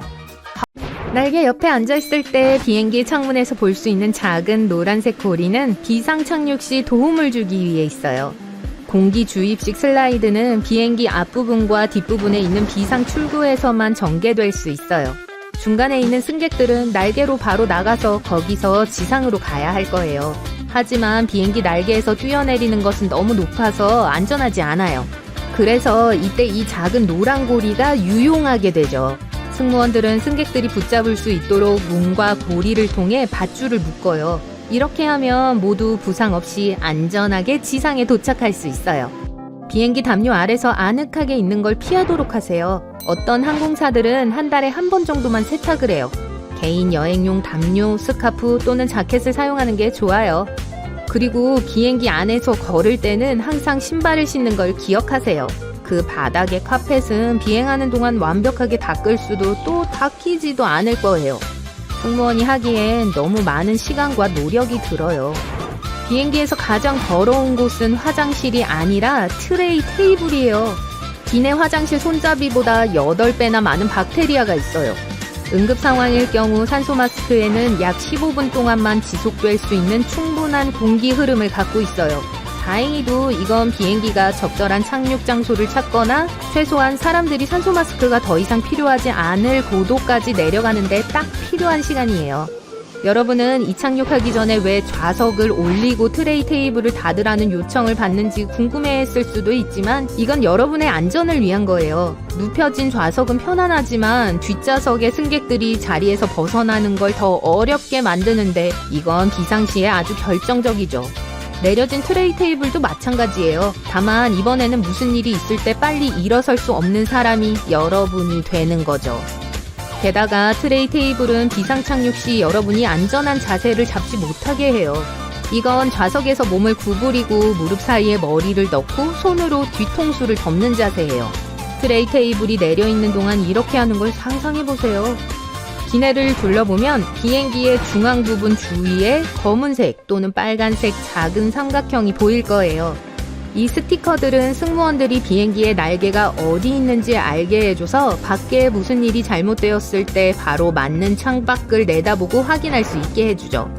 이륙, 지상주행, 착륙 시 2가지 이유로 창문 차양을 내리면 안 돼요. 첫째, 승무원들은 항상 바깥의 상황을 감시할 수 있어야 하는데 당연히 열린 차양이 도움이 되겠죠. 둘째, 비행기가 지상에 있을 때 예를 들어 화재처럼 기내에 이상이 생기면 지상요원들은 들어가기 전에 창문이 열려있지 않는 한 그걸 보고 상황을 평가할 수 없어요. 비행기 창문 아래에 있는 작은 구멍은 여러분을 겁주기 위해 있는 게 아니에요. 사실 창문 안과 바깥쪽의 압력을 균등하게 유지하는 데 도움을 주죠. 구멍 자체는 2번째 유리에만 만들어졌고 전체적으로 유리는 3개가 있는데 이것은 보안에도 도움이 돼요. 바깥 유리가 깨지더라도 여러분을 안전하게 지켜줄 2개가 더 있는 거예요. 여러분은 승무원들이 통로를 따라 걷는 동안 머리 위 칸을 만지는 걸 볼 수 있는데 그들이 하고 있는 건 그게 아니에요. 칸막이 바로 아래에는 보통 기내를 관통하는 난간이 있는데 통로에 더 잘 서 있기 위해서는 요령을 쓸 수 있어요. 조종사들은 여러분의 편안한 취침을 위해 밤에 기내의 불빛을 어둡게 하는 게 아니에요. 우리의 눈은 갑작스러운 소등 후 처음 몇 분 동안 어두움에 적응하는데 어려움을 겪어요. 그리고 비상시에는 1분 1초가 중요하죠. 그래서 만약 무슨 일이 생겨서 빨리 행동해야 할 때를 위해 어둠에 익숙해지도록 불빛이 어두워지는 거예요. 복도 바닥에도 주의를 기울이세요. 밤에 비상 착륙을 할 경우 출구로 가는 길을 안내하는 2개의 발광띠가 통로를 따라 있을 거예요. 안전하게 비행기에서 나가려면 그걸 따라가세요. 승무원들은 또 자리에 앉았을 때 여러분과 비상구 사이의 좌석을 세는 걸 제한해요. 이렇게 하면 사용 가능한 다른 가이드가 없는 경우 길을 찾는 데 도움이 돼요. 만약 번개가 비행기에 내리치면 승객들은 느끼지 못할 거예요. 항공기 전체가 알루미늄 코팅으로 덮여 있어 전류를 전도하고 내부로 들여보내지 않아요. 이 보호는 번개 시뮬레이터를 사용하여 테스트돼요. 이렇게 해야 기압이 고르게 분포되기 때문에 비행기 창문은 둥글어요. 만약 비행기의 창문이 네모나다면 강한 기류가 창문 모서리에 축적되어 기내를 감압시킬 거예요. 그리고 그건 안 좋죠. 비행기 화장실에 간다고 해서 아무도 여러분을 건드릴 수 없다고 생각하지 마세요. 화장실 문은 밖에서도 열 수 있어요. 보통 문 위쪽에는 객실 승무원들이 여러분을 그곳에서 나오게 할 수 있는 작은 레치가 있어요. 화장실에서 수상한 행동을 하는 사람들에게 다가가거나 몸이 좋지 않은 사람들, 예를 들어 화장실에서 쓰러졌을 때 도움을 주는데 모두 유용하죠. 네, 그런 일은 피하자고요. 비행기의 날개는 밤에 비행기가 향하고 있는 방향을 보여주기 위해 빨간색과 녹색 불빛을 깜빡여요. 초록색은 항상 오른쪽 날개에 있고 빨간색은 왼쪽에 있어요. 항공기 타이어는 착륙 시 실제 경험하는 것보다 4-5배 더 많은 압력을 견딜 수 있도록 설계되었어요. 타이어보다 휠이 부러질 가능성이 더 높아요. 조종사들은 항상 다른 식사를 먹어요. 식중독의 위험을 줄이기 위해 필요한 조치죠. 오래된 브리또 때문에 비행기 조종사 중 한 명이 쓰러져도 비행은 잘 될 수 있지만 둘 다라면 그렇지 않아요. 그리고 둘 다 생선을 먹지 않아요. 일부 항공사들은 조종사들이 수염을 기르는 걸 허용하지 않아요. 얼굴털은 산소 마스크가 안전하게 장착되는 걸 방해할 수 있기 때문이죠. 그리고 조종사들은 항상 의식을 유지해야 해요. 대부분의 항공기의 좌석은 파란색이에요. 이 색이 사람들을 진정시키기 때문이에요. 또 이게 청결을 유지하기에도 쉽죠. 비행기 탑승 후 우르릉거리는 소리는 비행기에 짐을 싣고 있는 소리예요. 화물칸은 객실 바로 아래에 있어서 가끔 소리가 꽤 크게 들릴 수 있어요. 7시간 또는 8시간 이상의 대부분의 비행에서 조종사는 조종석 내부 또는 근처에 특별히 설계된 휴게석에 액세스할 수 있어요. 승무원들은 일반적으로 자신들을 위한 객실 구역이 있고 그곳은 가끔 승객 구역과 분리되어 있어요. 일부 더 큰 항공기는 심지어 주 객실 위나 아래에 개인 승무원 숙소도 갖추고 있어요. 대부분의 여객기의 날개는 비행기의 맨 아래에 위치해 있어요. 그걸 저익이라고 부르죠. 첫째, 저익 아래에 엔진을 설치하면 지면에 더 가깝고 수리하기 쉬워져요. 두 번째, 경착륙 시 날개가 충격의 일부를 떠맡게 돼요. 그리고 비행기가 물에 빠지면 날개가 생명을 구해주는 베개가 돼요. 그런데 비행기는 10분에서 60시간까지 떠 있을 수 있어요. 모든 건 비행기의 모델, 날씨 조건, 그리고 조종사의 기술에 달려 있어요. 대부분의 비행기들은 흰색이에요. 왜냐하면 이 색이 태양광선을 제일 잘 반사하고 항공기 본체는 그렇게 가열되지 않기 때문이에요. 또 흰색일 때 손상이 가장 잘 눈에 띄죠. 그리고 흰색 페인트가 제일 저렴해요. 어깨끈이 그냥 허리 벨트보다 더 안전해 보이지만 비행기의 경우에는 그렇지 않아요. 비행기가 난기류에 빠지면 공중에서 약간 흔들려요. 허리벨트는 더 심하게 흔들릴 경우에 대비해 여러분을 제자리에 있게 해줄 거예요. 어깨끈은 좌석 사이에 더 많은 공간을 필요로 하기 때문에 비행기에 적합하지 않아요. 자동차에서는 충격이 보통 훨씬 더 강하기 때문에 앞유리를 통해 날아가지 않게 어깨끈이 필요해요. 승무원의 좌석에는 어깨끈이 있지만 그건 좌석이 승객들의 것보다 훨씬 더 불편해서예요. 좌석이 더 좁고 승객들을 마주보는 위치에 있죠. 승무원들은 비행기가 심하게 흔들릴 때 자신들의 좌석에서 떨어지지 않기 위해 추가적인 보호가 필요해요. 또한 그들은 잠재적인 대피 동안 사람들을 돕고 지시해야 하며 이를 위해 최상의 컨디션을 유지할 필요가 있어요. 아마 여러분은 항상 왼쪽으로 비행기에 탑승한다는 걸 눈치챘을 거예요. 첫째, 기장이 보통 그곳에 앉아요. 이렇게 하면 기장이 비행기를 터미널 탑승교에 맞추기가 더 쉬워요. 또 항공기는 오른쪽으로 연료를 공급받고 짐을 실어요. 승객들이 왼쪽에서 오면 승무원들은 방해받지 않고 자신들의 일을 할 수 있죠. 히말라야 산맥은 에베레스트산을 포함하여 세계에서 가장 높은 봉우리를 가지고 있습니다. 따라서 비행기가 그 지역을 항해하는 것이 어렵다는 것은 놀라운 일이 아니죠. 하지만 왜 상업용 비행기가 그곳에서 비행하는 것이 실제로 금지되었을까요? 우선 이 산의 평균 높이는 6,100m 이상이에요. 세계에서 가장 높은 산인 에베레스트 산은 해발 8,850m입니다.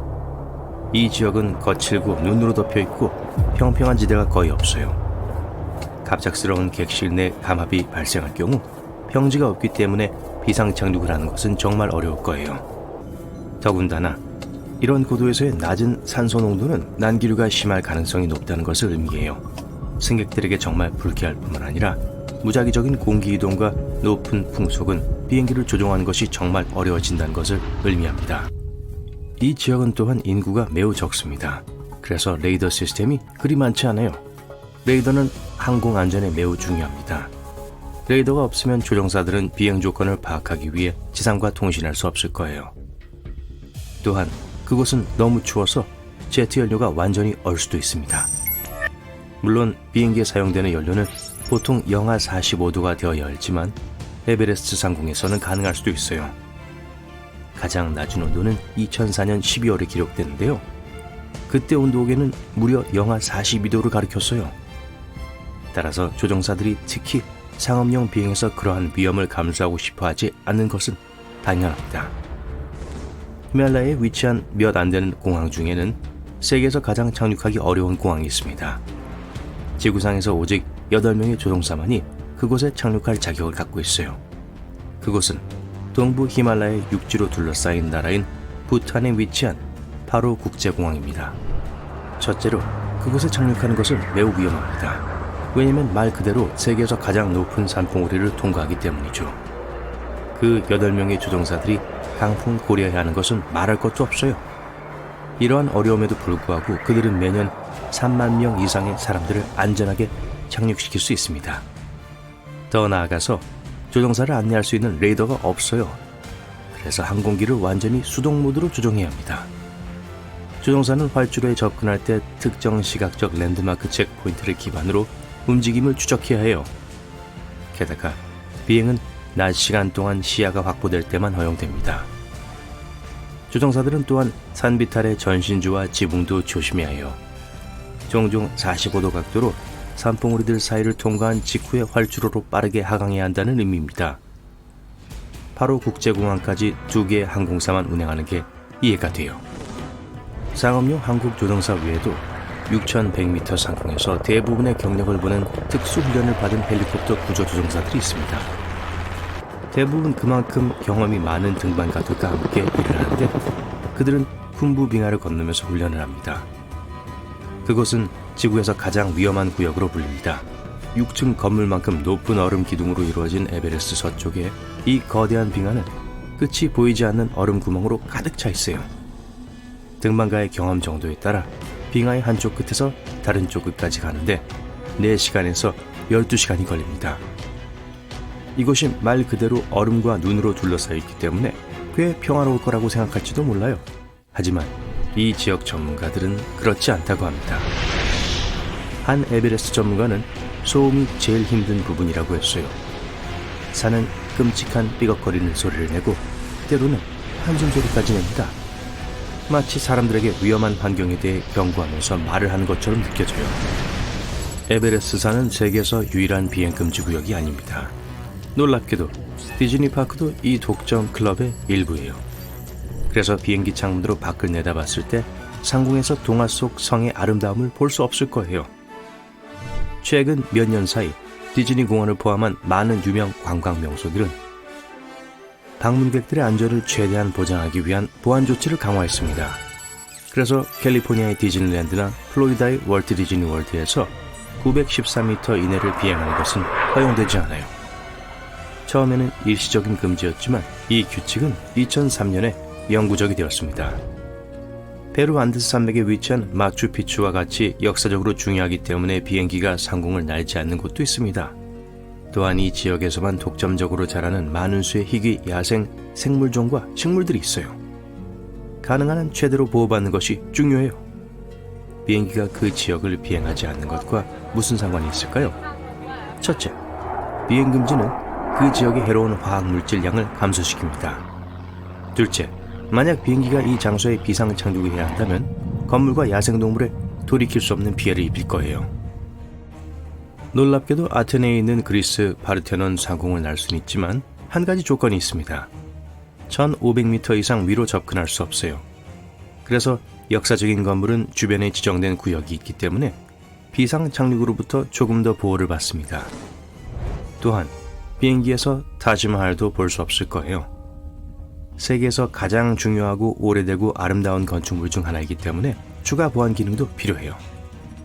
그 건물은 1600년대로 거슬러 올라갑니다. 유네스코는 1983년 타지마할을 세계문화유산으로 정했어요. 인도 당국은 2006년에 타지마할 상공을 비행 금지 구역을 설정했습니다. 건물 자체뿐만 아니라 매년 이곳에 오는 관광객, 즉 700만에서 800만 명의 사람들을 보호하기 위한 조치예요. 버킹엄 궁전은 영국 군주의 거주지로 잘 알려져 있습니다. 그래서 여왕의 안전을 위해 여기도 비행 금지 구역이 설정되었습니다. 왕실이 보호되도록 하기 위해 윈저성 상공을 비행하는 것도 허용되지 않아요. 비행 금지 구역이 있는 다른 중요한 영국 건물은 영국 총리 관저와 사무실인 다우닝가 10번지와 국회의사당이 있습니다. 버지니아주 마운트 버넌에 있는 조지 워싱턴의 생가는 460m 이상의 상공에서만 비행기가 날 수 있습니다. 역사적인 나무 저택은 1758년과 1778년 사이에 조지 워싱턴 대통령을 위해 지어졌어요. 안타깝게도 이 건물은 수년간 많은 피해를 입었습니다. 그래서 건물을 더 잘 보존하기 위한 노력으로 당국은 항공기에 의해 발생하는 진동을 금지하기로 결정했어요. 그래서 그곳에 또 다른 비행 금지 구역이 설정되었습니다. 역사적 랜드마크 위에 영궁을 포함해요. 그래서 아마 이 집을 상공에서 찍은 사진이 거의 없는 걸 거예요. 미국 대통령 관저가 있는 곳이기 때문에 워싱턴 DC 상공은 비행할 수 없습니다. 이곳은 또한 의회와 다른 기관들이 있는 곳이기도 하죠. 그래서 당국은 로널드 레이건 국제공항 주변 48km에 걸쳐 특별 비행규칙 구역을 설정했습니다. 이것은 가장 정확한 이착륙을 하는 공항 중 하나라는 걸 의미해요. 조종사들은 비행금지 구역을 주의해야 하는데 때때로 승객들에게 불편한 이착륙을 초래할 수도 있어요. 조종사가 비행금지 구역에 침입할 때마다 심각한 문제가 발생합니다. 2005년에 조종사가 실수로 비행기 금지 구역으로 들어갔을 때처럼요. 국회의사당은 즉시 대피하였고 정기 활동은 중단되었습니다. 예를 들어 부다페스트와 같은 세계의 다른 수도들도 비슷한 요구사항을 가지고 있어요. 헝가리의 수도에서는 고대 도시 페스트와 부다힐스 위를 비행하는 것이 허용되지 않습니다. 파리 상공에서도 거의 모든 항공교통은 일반적으로 금지되어 있어요. 일부 예외는 2000m 이상을 비행하는 항공기입니다. 비행 헬리콥터 또한 도시 내에서 금지됩니다. 정확한 임무를 수행하는 특정 헬리콥터만이 특별 허가를 받을 수 있어요. 일반적으로 팬 아메리칸 6 항공편은 세계 일주 여행을 마치면서 몇몇 경유지를 남겨놓고 있었습니다. 1956년 10월 16일 소더린 오브 더 스카이즈라고 불린 보잉 377 스트라토 크루저는 호놀룰루를 떠나 샌프란시스코로 향하고 있었습니다. 그것은 비행의 제일 마지막 구간이었는데 아무도 이 비행이 마지막이 될 뻔했다는 것을 예상하지 못했어요. 비행기는 저녁 7시 30분에 출발해야 했지만 정비 문제로 인해 탑승이 거의 1시간 지연되었습니다. 승객들은 약간 조급해지고 있었죠. 비행기는 마침내 저녁 8시 26분에 이륙했고 곧 4,000m의 고도에 도달했습니다. 한동안 비행기가 난기류를 겪으면서 저녁 식사를 제공하는 것이 불가능했습니다. 몇 시간 후 불빛이 희미해졌고 승객들은 편하게 잠을 자려고 빈 좌석에 누웠습니다. 그들은 그날 밤 수면이 마지막이 될지도 모른다는 걸 전혀 알지 못했어요. 새벽 1시쯤 조종실 승무원들이 6,400m 고도까지 상승하도록 허락받았습니다. 하지만 비행기가 필요한 높이에 도달했을 때 끔찍한 일이 일어났습니다. 새벽 1시 20분에 비행기 엔진 중 하나가 과속을 시작했습니다. 비행기를 조정하던 부기장 조지 해커는 비행기의 속도를 늦춰서 이 문제를 해결하려고 했지만 잘 되지 않았어요. 이 때문에 기장 리처드 호그는 엔진에 공급되는 기름을 완전히 차단했습니다. 잠시 후 엔진이 꺼졌지만 프로펠러는 기류 속에서 계속 회전했어요. 이로 인해 항공기는 귀중한 연료를 잃기 시작했고 속도가 심각하게 떨어졌습니다. 비행기는 이제 너무 느리게 움직이고 있었어요. 겨우 시속 280km였어요. 게다가 분당 305m의 놀라운 속도로 고도를 잃고 있었습니다. 남아있는 3개의 엔진도 엄청난 하강 속도를 줄이려고 애쓰면서 고군분투하고 있었어요. 적어도 다른 엔진들은 여전히 작동하고 있었습니다. 그래서 조종사들은 희망을 잃지 않았어요. 하지만 갑자기 기장은 네 번째 엔진이 고장나기 시작했다는 것을 알아차렸습니다. 비록 전속력으로 작동하고 있었지만 약간의 동력만 생산하고 있었어요. 새벽 2시 45분 피할 수 없는 일이 일어났습니다. 네 번째 엔진이 폭발음을 내기 시작했고 조종사들은 엔진을 꺼야 했어요. 이제 비행기는 오직 2개의 작동 엔진에 의존하고 있었고 점점 더 천천히 움직이고 있었습니다. 승무원들은 항공기가 얼마나 많은 연료를 소비하고 있는지 계산했고 조종석에 무거운 침묵이 흘렀습니다. 조종사들은 끔찍한 진실에 직면했습니다. 비행기는 샌프란시스코까지 갈 연료가 충분하지 않았어요. 호놀룰루로 돌아갈 수도 없었어요. 오그 선장은 미국 해양경비대에 페남 90943 6항공편이 태평양 상공에서 비상사태를 선포한다는 무선 메시지를 보냈습니다. 그 당시 해양경비대 쾌속정은 항상 하와이와 캘리포니아 해안 사이를 순찰하고 있었습니다. 이런 배들은 가장 가까운 비행기들에게 무선 메시지를 전달했고 날씨 정보를 제공했습니다. 대개 돌아오지 못하는 지점 근처에 배치되었습니다. 이곳은 비행기가 이미 연료를 너무 소비했기 때문에 무언가가 잘못되면 되돌아갈 기회가 없는 지점을 가리킵니다. 그날 밤 해양경비대 쾌속정은 78m 폰처 트레인이었고 윌리엄 어리 지휘관이었습니다. 비행기는 배를 향하여 610m의 고도에서 수평을 유지했습니다. 그러고 나서 해가 뜨기를 기다리며 12km의 원을 그리며 배 위를 날기 시작했습니다. 조종사들이 비행기의 날개를 바다와 수평으로 유지해야 했기 때문에 주변을 보는 것이 매우 중요했는데 이는 어두운 곳에서는 불가능했을 것입니다. 낮에는 모든 승객들을 구조하는 것도 더 쉬울 겁니다. 24명의 승객과 7명의 승무원을 태운 비행기의 기장이 비행기를 포기하기로 한 결정은 쉽지 않았고 신중을 기해 이루어졌습니다. 그는 수많은 요인들을 따져봐야 했습니다. 비행기를 더 가볍게 만들기 위해 연료를 버려야 할까? 지금 착륙해야 할까? 아니면 시야를 더 확보하기 위해 해가 뜰 때까지 기다려야 할까? 하지만 한 가지는 분명했습니다. 2개의 엔진을 잃었기 때문에 비행기는 연료를 너무 빨리 태우고 있었습니다. 바다로 빠지는 것 밖에는 다른 해결책이 없었어요. 스트라토 크루저는 해경 쾌속정 주변을 돌면서 고도를 610m에서 1500m까지 올리는 데 성공했습니다. 덕분에 비행기가 더 많은 연료를 소비하고 가벼워져서 다행이에요. 비행기가 가벼울수록 수면에 더 오래 떠 있을 수 있으니까요. 게다가 불시착 후의 화재의 위험도 더 낮았습니다. 기장은 다른 페남 스트라토 크루저에 발생한 사고에 대해 알고 있었어요. 그 비행기는 꼬리가 부러져 나갔습니다. 그래서 오그 기장이 뒤쪽에 있는 승객들에게 비행기 앞부분으로 이동하라고 했어요. 엔진 옆에 앉아있던 사람들도 자리를 옮겨야 했습니다. 승무원들은 객실에 있는 느슨한 물건들을 모두 치우고 승객들에게 무슨 일이 일어날지를 설명했습니다. 문제가 시작된 이후 승무원들은 겁에 질린 사람들을 진정시키기 위해 최선을 다했습니다. 승객들은 비행기가 회전하면서 어두움 속에 착륙하지 않을 것이라는 것을 알고 매우 안도했습니다. 또 다른 위안은 해경 쾌속정이 밖에 기다리면서 가능한 한 많은 도움을 줄 준비가 되어 있다는 것이었습니다. 운 좋게도 날씨는 좋았고 바다는 매우 고요했습니다. 오전 5시 40분 오그 기장은 해경 선박에 그가 비행기를 버릴 준비가 되었다고 알렸습니다. 배는 조종사들이 수면 위의 높이를 더 명확하게 이해하도록 돕기 위해 물속에 두꺼운 폼 경로를 남겼습니다. 오전 6시 15분에 비행기가 착륙했습니다. 여전히 시속 170km의 속도로 움직이고 있었어요. 비행기는 이미 표면을 따라 수백 미터를 이동했고 속도가 늦어지기 시작했을 때 최악의 일이 일어났습니다. 날개 중 하나가 파도에 부딪혔고 비행기가 거의 180도 회전하면서 꼬리가 부러졌습니다. 그 후 몇 초 만에 비행기 코가 물밑으로 들어갔습니다.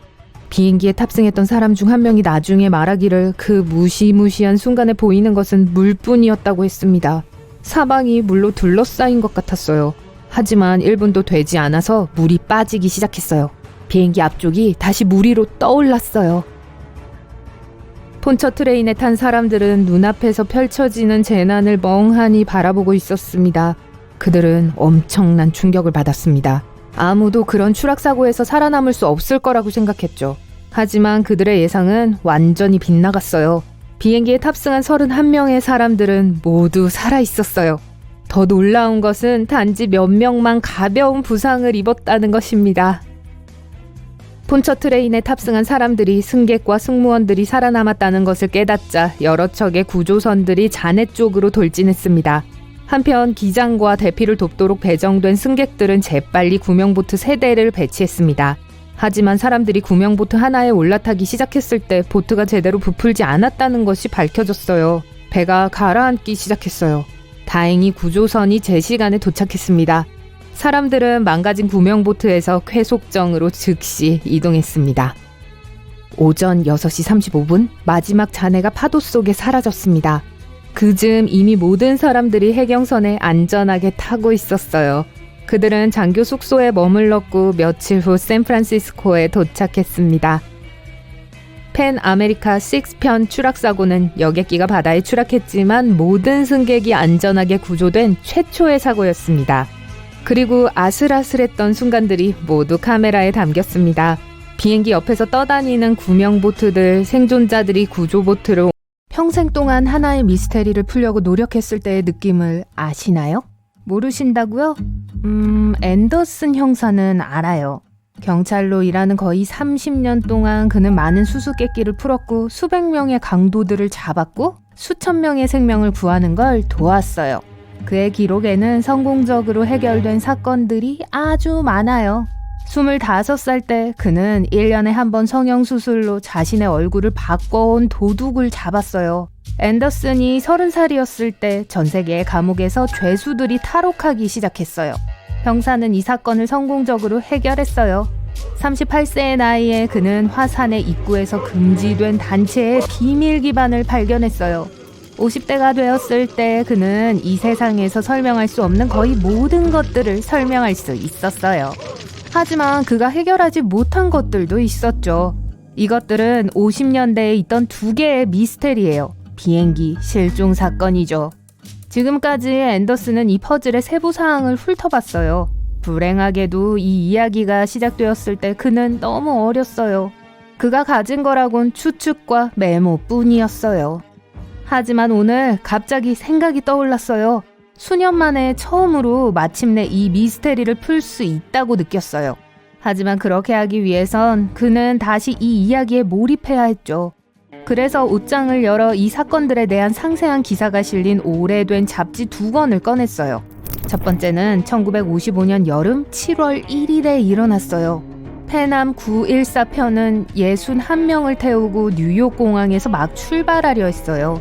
비행기 모델은 더글러스 DC-4였어요. 터빈 대신에 거대한 프로펠러를 가진 만큼 현대 항공기와 달랐죠. 그래서 모든 승객들은 안전벨트를 맸어요. 그 비행기는 활주로를 따라 지상 주행하기 시작했고 속도를 높였고 이륙했어요. 하늘 높이 올라가서 보이지 않게 되었습니다. 목적지는 플로리다였어요. 비행시간은 3시간이었죠.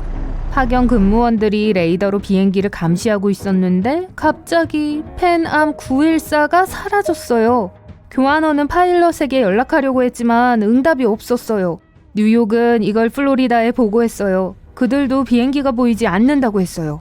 보통 조종사들은 비행기가 추락하거나 폭풍을 만나면 무전을 통해 알려요.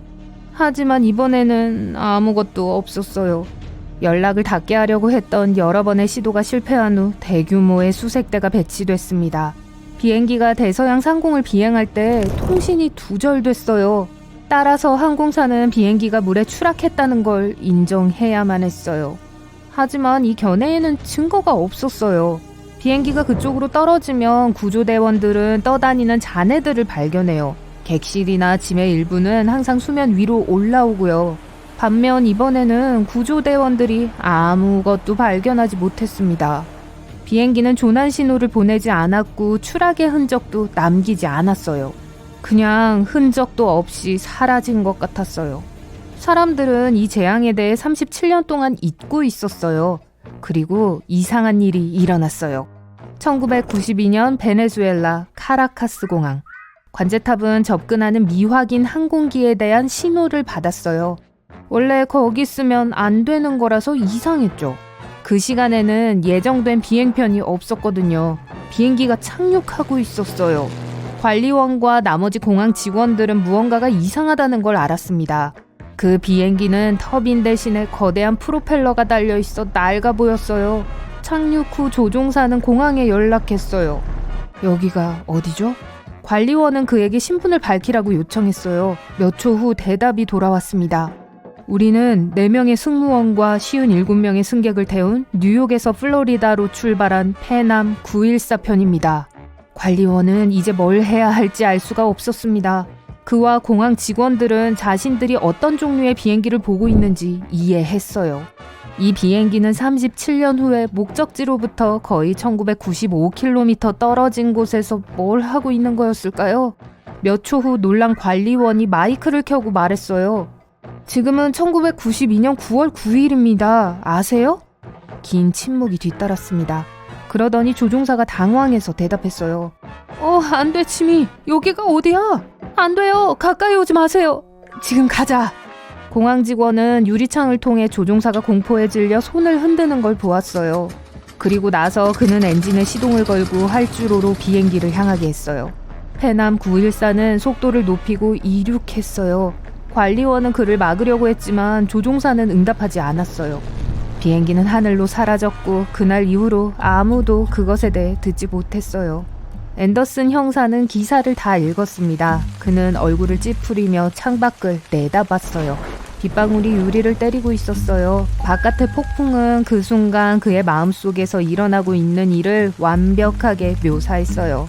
그는 그 비행기에 무슨 일이 일어났는지 알고 있는 것 같았어요. 모든 단서가 그의 눈앞에 놓여 있었어요. 하지만 확실히 알기 위해서 앤더슨은 다음 사건으로 넘어가야 했어요. 1989년의 또 다른 기사였죠. 1954년의 일이었습니다. 산티아고 항공 513편이 서도 공항에서 이륙했어요. 그 비행기는 18시간 후에 브라질에 착륙할 예정이었죠. 88명의 승객과 4명의 승무원이 타고 있었어요. 비행기는 구름 뒤로 숨더니 모든 레이더에서 사라졌어요. 항공교통 관제사들은 조종사들과 연락을 취하려고 했지만 응답이 없었어요. 18시간 후 그들은 브라질의 공항에 연락을 했어요. 그 관리원들은 이 비행기의 착륙을 확인하지 못했고 조종사들에게도 연락할 수 없었어요. 수색 작업은 몇 달 동안 계속되었지만 패남 914 사건처럼 아무것도 발견하지 못했어요. 비행기는 대서양 위를 비행하는 동안 레이더에서 사라졌어요. 2년 후 수색 작업은 끝이 났고 산티아고 항공은 그 활동을 중단시켰어요. 1989년 10월 12일 브라질의 공항 관제사들은 레이더에 갑자기 나타난 여객기를 발견했어요. 공항 직원의 질문에 대답도 않고 그저 공군기지 위를 빙빙 돌기만 했죠. 몇 분 후 비행기가 착륙했고 아무것도 없었어요. 아무도 경사로를 열지 않았습니다. 승객들은 나오지 않았어요. 조종사들은 응답하지 않았고요. 비행기는 완벽한 상태에 있었어요. 관리원 중 한 명은 이게 35년 동안 행방불명된 걸로 여겨졌던 실종된 산티아고 항공 513편이라는 걸 깨달았어요. 공항 직원들이 비행기에 다가가 문을 열었어요. 그들이 거기서 본 건 충격적이었어요. 경찰, 세관 직원, 의사, 형사, 그리고 다른 공항 직원들이 비행기 주위에 모였어요. 아무도 다음으로 뭘 해야 할지 몰랐어요. 진실을 알려줄 살아있는 사람은 아무도 탑승에 있지 않았어요. 그 비행기는 1954년에 사라져서 35년 후에 아무런 손상 없이 완벽한 상태로 나타났어요. 지금까지 아무도 무슨 일이 일어났는지 알아내지 못했어요. 앤더슨 형사는 이 이야기들이 매우 비슷하다는 걸 알아차렸어요. 패남 914는 1955년에 사라졌어요. 산티아고 항공 513은 1954년에 사라졌죠. 차이가 거의 1년 정도예요. 앤더슨은 머리를 긁적이며 또 다른 작은 세부사항을 알아차렸어요. 두 비행기 모두 대서양 상공을 비행하던 순간 레이더에서 사라졌어요. 버뮤다 삼각지대와 관련된 유령성과 불가사의한 현상에 대한 많은 이야기가 있죠. 앤더슨 형사는 이 이야기들에 대해 알아요. 하지만 실종된 2대의 비행기가 그를 어리둥절하게 했어요. 두 기사를 받고 모든 걸 이해했어요. 그렇지! 해결책은 바로 그의 눈앞에 있었어요. 두 이야기 모두 같은 신문에 실려 있었어요. 비행기와 교신했던 진짜 교환원은 없었어요. 승객들에 대해서 알려진 것도 아무것도 없었고요. 이걸 제외한 어떠한 신문도 이 실종 항공기에 대한 뉴스를 게재하지 않았어요. 마치 같은 이야기를 가져와서 날짜, 장소, 그리고 비행기의 이름을 바꾼 것처럼 보였어요. 네, 사건은 해결됐습니다. 모두 가짜였어요. 비가 그쳤어요. 앤더슨 형사는 창문 밖을 내다보았고 지나가는 기차 소리를 들었어요. 그는 또 다른 이상한 가짜 이야기가 기억났어요. 유령 열차에 대한 이야기인데 1911년 이탈리아에서 일어났었죠. 100명의 승객들이 자네티 철도회사의 기차에 올랐어요. 그림 같은 산지를 지나 산터널로 들어가 사라졌죠. 그 이후로 아무도 그 기차를 보지 못했어요. 모든 승객들이 실종되었지만 오래 걸리지는 않았어요. 그들이 나타났어요. 더 과거에서 말이죠. 1845년 기록이 있어요. 멕시코시티의 한 무명 의사가 어디선가 그 도시에 나타난 약 100명의 이탈리안들에 대해 썼었죠. 그들은 모두 이상한 옷을 입고 불가사의한 기차에 대해 이야기했어요. 이것도 완전히 꾸며낸 이야기였어요. 이 기차와 과거로 갔던 사람들에 대한 증거나 기록은 없어요. 커다란 소리가 런던발 마이애미 비행기에 탑승하신 것을 환영합니다. 비행시간은 4시간 30분입니다. 현재 마이애미의 날씨는... 잠깐만요. 조종사가 방금 4시간 반이라고 했나요? 꿈처럼 들리지만 지금으로부터 10년 이내에 현실이 될 가능성이 높아요. 항공기 제조사인 붐 슈퍼소닉은 현재 상업용 항공기 속도의 2배로 65명에서 80명의 승객을 태울 수 있는 초음속 제트기 여객기 오버추어를 개발하고 있습니다. 미국의 주요 항공사 중 하나는 약 40대의 비행기를 구입하는 데 관심을 보이고 있어요. 2천억 원 이상이 소요될 예정인 그 비행기는 최근 바람 굴 시험을 통과했어요. 모든 것이 잘 진행된다면 최초로 완성된 오버추어 시제품은 2025년에 출시되고 거의 음속의 2배로 이동할 겁니다. 이 비행기는 바다 위에서 최고 속도를 낼 수 있기 때문에 대서양 횡단 비행에 이상적이에요. 예를 들어 뉴욕에서 파리까지 4시간 이상 걸리지 않을 거예요. 하지만 먼저 필요한 모든 공식 허가를 받아야 합니다. 어떤 사람들은 콩코드 여객기의 이야기를 기억하면서 슈퍼제트 여객기에 대해 회의적입니다. 콩코드는 최고급 비행기로 런던에서 뉴욕까지 약 3시간 만에 여행했고 다른 대서양 횡단 연결 서비스를 제공했어요. 티켓 가격은 좌석당 1,200만 원이라는 엄청난 금액이었고 승객들은 점심으로 바닷가재와 앵거스 소고기가 있는 초특급 라운지를 이용했습니다. 콩코드 여객기는 2003년에 마지막 상업 비행을 했어요. 콩코드는 엄청난 양의 연료를 소비했습니다.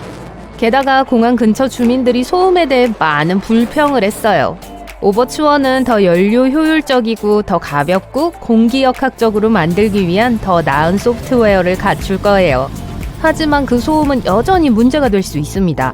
왜냐하면 초음속 항공기는 꽤 시끄러운 공기역학적 엔진을 필요로 하기 때문이에요. 비행기는 1903년에 첫 비행을 한 이후로 크게 발전해왔기 때문에 미래에는 분명히 달라질 거예요. 그 당시 라이트 형제는 노스캐롤라이나에서 12초간 37m를 비행하면서 항공시대를 시작했습니다. 그 당시 최고 속도는 시속 48km 정도였지만 대단한 일이었죠. 세계 최초의 여객 항공 서비스는 불과 11년 후에 시작됐습니다. 플로리다 생피터스버그에서 플로리다 템파로 가는 23분의 비행이었어요. 자동차로 가면 이동하는데 약 20시간이 걸렸기 때문에 대단한 시간 절약이었죠. 항공권은 약 5,000원이었고 16주 전에 매진되었지만 항공사는 4개월 만에 파산했습니다. 항공의 새로운 시대는 1950년대 터보팬 엔진을 도입하면서 시작되었습니다. 온도에 강한 재료와 복잡한 공냉 시스템을 사용하기 시작하면서 가능해졌죠. 복합 재료로 만들어졌기 때문에 비행기도 가벼워졌습니다. 비행기 날개도 수년에 걸쳐 개선됐어요. 에어포일형 날개는 공기가 날개 아래보다 날개 위에서 더 빠르게 이동했기 때문에 판도를 바꾸는 요소가 되었습니다. 덕분에 비행기는 이륙하는 동안 낮은 속도를 유지하고 이것은 비행기가 부드럽게 움직이고 연료를 덜 연소한다는 걸 의미해요. 지금까지 세계에서 가장 빠른 비행기는 노스 아메리칸 X-15입니다. 로켓으로 작동되고 알루미늄과 티타늄으로 만들어졌어요. 거대한 쐐기형 꼬리는 비행기가 엄청난 속도로 안정적으로 유지되도록 도와주었습니다. 그 로켓 비행기는 108km 고도에 도달해서 최고 고도 기록을 세웠어요. 아, 그리고 더욱 놀라운 건 1967년에 있었던 일이라는 사실입니다. 이미 그 당시에 그것이 가능했다면 왜 우리는 로켓 비행기나 적어도 초음속 비행기로 여행하지 않죠? 특히 장거리 비행의 경우에요. 속도 면에서 여객기는 여전히 50년 전의 모습을 유지하고 있는데 대부분 속도를 높이면 비용도 훨씬 더 비싸질 것이기 때문이죠. 더 빨리 비행한다는 건 더 많은 연료를 태운다는 걸 의미해요. 게다가 초음속 엔진은 생산과 유지에 비용이 많이 듭니다. 또 다른 이유는 자연적인 힘입니다. 바람은 비행기의 속도에 영향을 미치며 어떤 기술도 바람을 조절할 수 없어요. 강한 뒷바람은 더 빠른 속도로 앞으로 나아가도록 돕고 맞바람은 항공기의 속도를 늦출 수 있습니다. 비행기는 대부분 최고 11km 고도에서 비행합니다. 저 위의 공기는 밀도가 낮아서 저항이 적고 비행기는 더 빨리 날 수 있고 연료를 절약할 수 있습니다. 또한 낮은 온도는 제트 엔진을 더 효율적으로 만들어요. 대기의 그 부분을 통과하는 비행의 또 다른 장점은 난기류가 적어서 비행이 더 원활하다는 점입니다. 개인 제트기는 그렇게 높이 날 수 없어요. 더 작고 엔진은 그런 고도에 도달할 만큼 충분히 강하지 않습니다. 그래서 약 4.5km를 유지해요. 비행기가 남긴 하얀 자국 보신 적 있나요? 공식적인 이름은 비행운이고 비행기가 남긴 인공구름과 같아요. 비행기가 순항고도에 도달하면 온도는 영하 55도로 상당히 낮아지고 물은 얼음 입자로 변합니다. 습도가 높아질수록 그 흔적은 더 커지고 비행기가 사라진 후에도 여전히 볼 수 있어요. 그래서 두껍고 긴 비행운은 다가오는 폭풍의 신호가 될 수 있습니다. 때때로 색깔이 있을 수도 있어요. 대기 중에 형성된 물방울은 다양한 크기로 얼어요. 물방울이 다른 파장에서 햇빛을 반사하면서 무지개의 효과를 일으킬 수 있습니다. 모든 색이 섞이면 가장 일반적인 비행운의 색인 흰색이 나타납니다. 비행기는 바람을 타고 이륙하는 것이 아니라 실제로는 바람에 맞서서 이륙합니다. 연을 날리는 것과 비슷해요. 연을 날리려면 바람을 거슬러서 뛰어야 합니다. 그것은 비행에 4가지 힘이 있기 때문이에요. 양력, 중력, 추력, 그리고 항력이죠. 양력은 공기의 속도가 연 아래보다 위가 더 높기 때문에 발생합니다. 연은 위로 밀리고 이것은 들어 올리는 힘이에요. 폭풍을 통과하는 건 꽤 무서운 경험이지만 정말로 보이는 것만큼 위험할까요? 사실 바람이 부는 날씨에서 가장 결정적인 순간은 이착륙입니다. 비행기 제조사들은 항공기를 시험하고 조종사들이 다양한 날씨 조건에서 따라야 하는 속도 제한을 지정합니다. 어떤 공항에서는 1년 내내 바람이 매우 심해서 착륙이 상당히 흔들릴 수 있어요. 바람이 활주로를 강타할 때 착륙하려면 조종사의 실력이 중요합니다. 때때로 바람은 속도와 방향을 예기치 않게 바꿔요. 조종사는 풍향이 바뀔 때 착륙하기 위해 무엇을 해야 하는지 알아야 합니다. 그렇지 않으면 활주로를 빗나갈 위험이 있어요. 극심한 더위는 비행을 막을 수 있는 또 하나의 기상 조건입니다. 비행기는 날개로 양력을 발생시켜 날아요. 날개 아래의 공기는 비행기를 상승시키죠. 극심한 더위에서는 비행기가 그렇게 많은 양력을 생산할 수 없습니다. 뜨거운 공기는 팽창하고 차가운 공기보다 밀도가 훨씬 낮아지기 때문이에요. 양력이 적으면 비행기는 이륙하고 날기가 정말 어려워집니다. 전자장치는 극단적인 열이나 습도에 잘 반응하지 않으며 AC 시스템이 고장날 수 있어요. 소형 제트기는 48도 이상의 온도에서는 운행할 수 없습니다. 더 큰 에어버스와 보잉 비행기는 52도 이하에서 최상의 성능을 발휘해요. 비행 중에 들리는 신비한 벨소리는 승무원들이 서로 의사소통하기 위해 사용하는 일종의 비밀 언어입니다. 이륙 직후 들리는 차임 벨소리는 착륙 장치가 접히고 있음을 승무원들에게 알려줍니다. 비행 중에 한 번 울리는 벨은 승객이 승무원의 도움이 필요하다는 신호예요. 식사를 제공하고 음식이나 음료가 부족할 때 높고 낮은 차임 벨 조합을 사용하여 동료들에게 공유하도록 요청할 수 있습니다. 3번의 낮은 톤은 심각한 난기류가 다가오고 있다는 걸 의미하기 때문에 승무원들은 안전벨트를